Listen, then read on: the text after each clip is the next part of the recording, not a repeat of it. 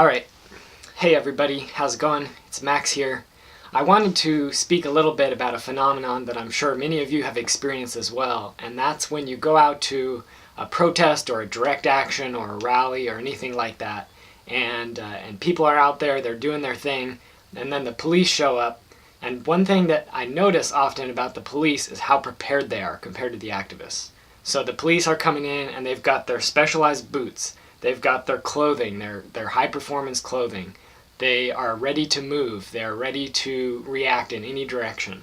They've got their flashlights. They've got their handcuffs. They've got their guns, their batons, their riot gear, their shields, their face masks, their radios, their encrypted communication, as well as the skills. They've been trained in these variety of skills to use these things to do so-called crowd control, to do all these things, basic first aid, that are useful in the context of a clash.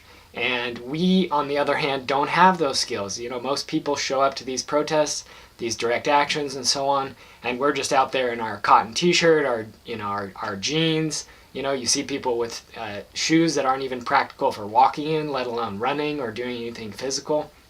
And I think that this reflects the different mindset that activists tend to have, which is that we don't approach these conflicts as if they are as serious as we should. We are living in a war. This culture is waging a war on the planet. It's waging a war on the poor, a war on women, a war on people of color, indigenous communities, non-humans. This is a war, and it's been a slaughter for 500 years and more.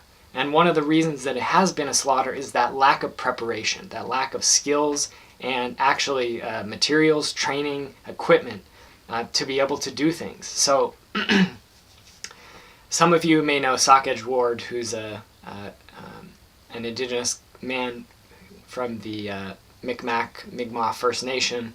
He's involved in warrior societies, and he does a lot of trainings based on providing skills to activists and people involved in resistance. And one of the things that I really appreciate about his work is he focuses on skills and equipment.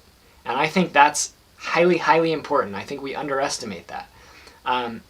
You don't know what you're capable of and what you will do until you have the skills to carry those things out.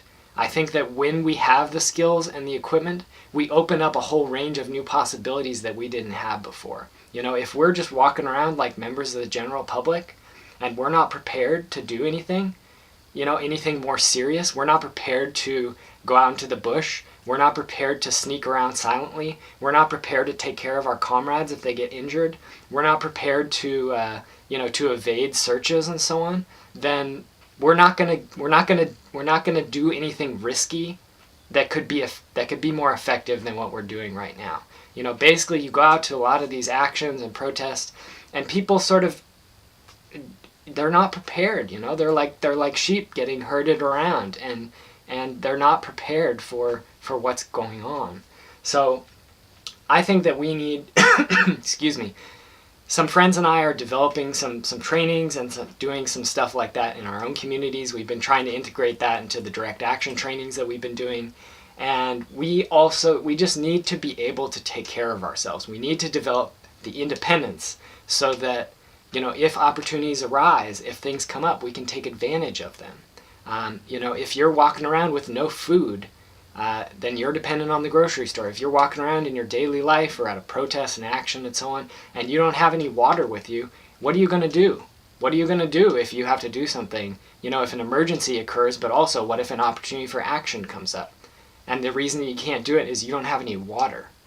That's a bad excuse. We need to be thinking, how can we get more independent from the system? How can we get the skills that we need to be effective, actors, to be effective people who can take action in any scenario? We need the flexibility, we need mobility, we need skills, talents, opportunities to take advantage of those opportunities. That really gives us a lot of freedom to act against the system that I don't think we have right now.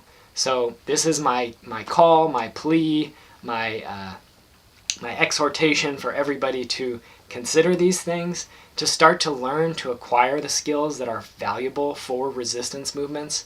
And that's not, that's a huge wide range of skills, but but practical stuff as well as the equipment. I think that's a big element as well.